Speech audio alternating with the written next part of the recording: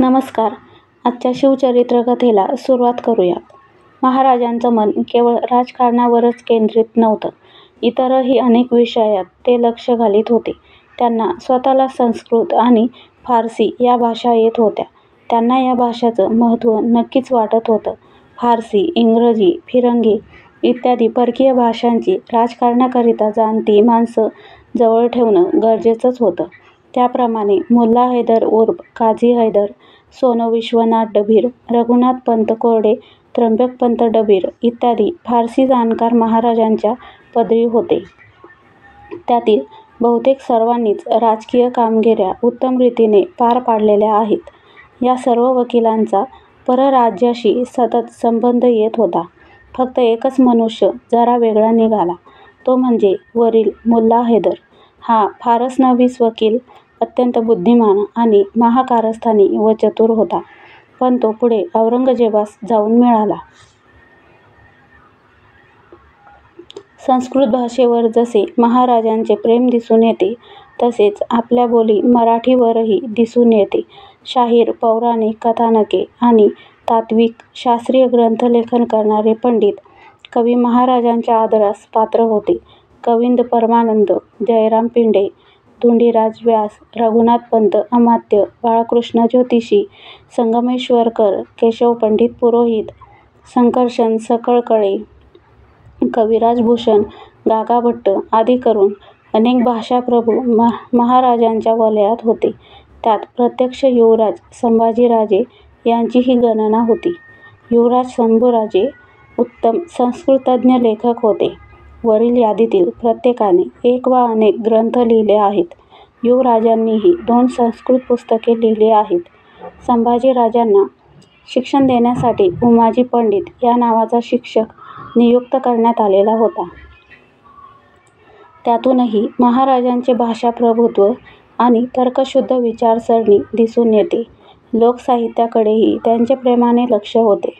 या अज्ञानदासाला महाराजांनी गौरवपूर्वक 1 शेर सोन्याचा तोडा आणि 1 जातिवंत घोडा बक्षीस दिला होता. महाराजांची मुद्रा संस्कृतमध्ये आहे. त्यांनी जिंकलेल्या आणि नव्याने बांधलेल्या अनेक किल्ल्यांना संस्कृत नावे दिली.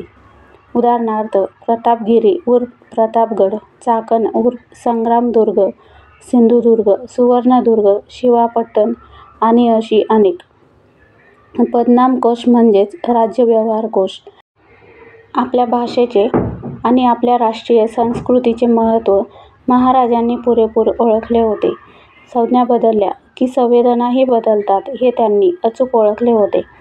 सागराध्यक्ष, राजमंडळ, अष्टप्रधान, शस्त्रागार इत्यादी राज्यव्यवहारात येणाऱ्या निरनिराळ्या अधिकाऱ्यांची, वस्तूंची आणि वास्तूंची नावे संस्कृत प्रचूर ठेवलेली राज्यव्यवहारात कोशात आढळतात. त्यांचे शिलालेखही संस्कृतमध्ये आहेत.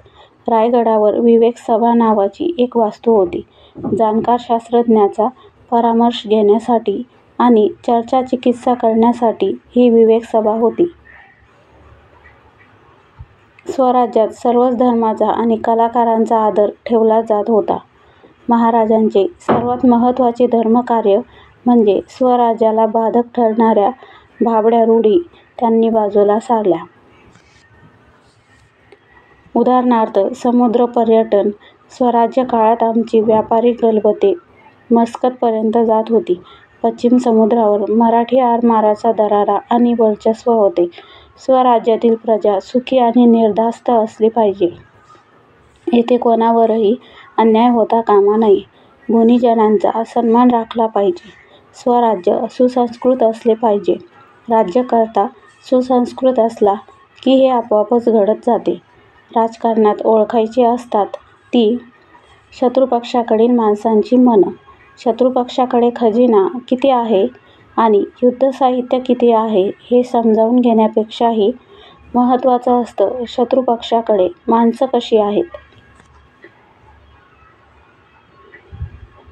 औरंगजेब हा समजायला सर्वात अवघड माणूस. अगदी खरं सांगायचं तर महाराज शिवाजीराजे यांना सुद्धा आग्रा प्रकरणात औरंगजेब समजला नव्हता असं म्हणावं लागेल. ते फसले आणि औरंगजेबाच्याच कैदेत पडले, तेही त्यांच्या घरी जाऊन. महाराजांना फसवणं ही केवढी अवघड गोष्ट होती. पण मिर्झा राजांच्या वचनामुळे महाराज फसले. खरं म्हणजे मरणच त्यांनी ओढावून घेतलं होतं. पण प्रतिभेची एक चाणक्य भरारी मारून महाराज सुखरूप सुटले. आग्र्याला जाण्यापूर्वी मोगलांना द्यावे लागलेले 23 किल्ले आता जणू महाराजांच्या ध्यानी, मनी, स्वप्नी विन्वित होते की महाराज, औरंगजेबाच्या मगर मिठीतून तुम्ही सुटलात, आता तुम्ही आम्हालाही सोडवा. औरंगजेबाच्या ध्यानी मनी हेच किल्ले सतत आक्रोश करीत होते. सुटून परत मराठी स्वराज्यात जाण्याकरता औरंगजेब आग्र्यात बसून दक्षता घेत होता. तूर्त तरी तह कायम राखण्याचं वचन महाराजांनी औरंगजेबाला दिलं होतं.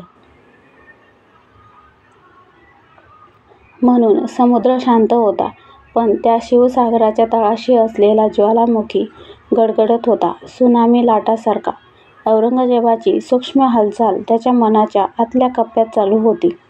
म्हणजे त्याचं असं झाले, सिंहगड किल्ल्यावरती यावेळी 12 जून 1665 पासून पुढची 4 वर्ष औरंगजेब दिल्ली आग्र्याहून लक्ष ठेवीत होता. यावेळी औरंगजेबाचा किल्लेदार सिंहगडावर होता सरफराज खान. त्याचीच सिंहगडावरती किल्लेदार म्हणून दिलेर खानाने आणि मिर्झा राजांनी नेमणूक केली होती. 2 वर्ष 1666 ऑक्टोबरपर्यंत तोच औरंगजेबाचा झेंडा सिंहगडावर सांभाळीत होता. पण अचानक 1666च्या नोव्हेंबरात औरंगजेबाने उदयभान राठोड याला तातडीने दिल्लीहून सिंहगडाकडे रवाना केले. किल्लेदार म्हणून का? का? वास्तविक हा सरफराज खान अतिशय शूर होता, कडवा निष्ठावंत सरदार होता आणि सर्वात महत्त्वाची गोष्ट म्हणजे तो मुसलमान होता. तरीही औरंगजेबाने त्याला काढून उदयभान राठोडला सिंहगडाचा किल्लेदार नेमला. का? सरफराज खानापेक्षाही काही जास्त गुण उदयभानमध्ये होते का? होय, होते. हा उदयभान राजपूत आहे. याचं नाव उदयभान सिंग राठोड असे आहे. अजमेरपासून सुमारे 25 किलोमीटरवर भिनाई या नावाचं एक ठाणं आहे. तो या भिनाईचा राहणारा. त्याला 2 मुलगे होते, तरुण. बिशन सिंग आणि किशन सिंग.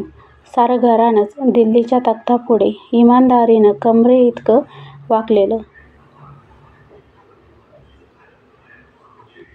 उदयभान सिंहगडावर किल्लेदार म्हणून आला. या सिंहगडाच्या बरोबर दक्षिणेला अवघ्या 20 किलोमीटरवर एक सिंह डोळे वटारून बसला होता. त्याचं नाव होतं शिवाजी राजा. सिंहगड आणि राजांचा राजगड असे समोरासमोर जणू वाघ-सिंहासारखे शेपट्या आपटीत होते. म्हणजे उदयभानला सिंहगड किल्ल्याचा किल्लेदार म्हणून बादशहानी जबाबदारी आपल्यावरच का सोपवली याची पुरेपूर जाणीव झाली.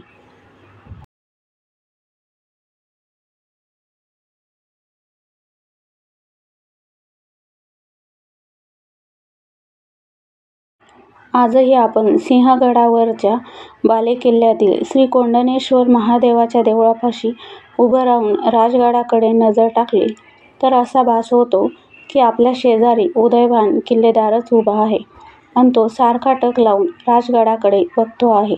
कदाचित उदयभानचीही सिंहगडावरील नेमणूक पाहून असं आपल्या कल्पनेत चित्र तरळतं की औरंगजेबाची लाडकी लेक जेबुनिसा हीच बापाला विचारते, अब्बाजान, आपण सरफराज खानसारख्या नेकजात बहादूर सरदाराला काढून या उदयभान राजपुताची त्या जागेवर का नेमणूक करत आहोत? हा सरफराजच्या रुस्तमीचा आणि वफादारीचा अपमान नाही का? तो काय कमी आहे उदयभानापेक्षा? अन मग औरंगजेबही तिला उत्तर देताना दिसू लागतो की, नाही बेटा, सरफराज खानाची बहादुरी कमी नाही, पण इस्लामच्या तख्तावर सरफराज खानापेक्षा जास्त निष्ठा आहे उदयभान राजपुताची. अगं, हे मोगली राज्य आपल्याला मिळालंय आणि टिकलंय या राजपुतांच्यामुळेच, आणि पुढेही टिकणार असेल तरीही राजपुतांच्यामुळेच. तो भयंकर सिवा दिल्लीच्या या आलमगीरापुढे नजराणी घेऊन आला. तो कोणामुळे? मिर्झा राजे जयसिंगामुळे. आणि आमच्या हातावर मुठभर माती देऊन पसार झाला तो कोणामुळे? तो आमच्याच एका फुलाद खानामुळे. आणि याच सिवाचा बाप शहाजी भोसले आदिलशहाच्या कैदेत पडला तो कोणामुळे? तो बाजी घोरपडे मुधोळकर यांच्यामुळे आणि सुटला तो विजापुरी सरदार फत्तेखान यांच्या चुकीच्या युद्धपद्धतीमुळे. फत्तेखानाचा शिवाने साफ पराभव केला आणि शहाजी भोसले कैदेतून सुटले. तर लक्षात ठेव बेटी, आम्हा आलमगीरांची राज्ये चालतात ती इथल्याच लोकांच्या इमानदारीवर आणि पराक्रमावर, म्हणून आम्ही सिंहगडावर किल्लेदारी दिली आहे उदयभान राठोडला, सरफराज खानला काढून.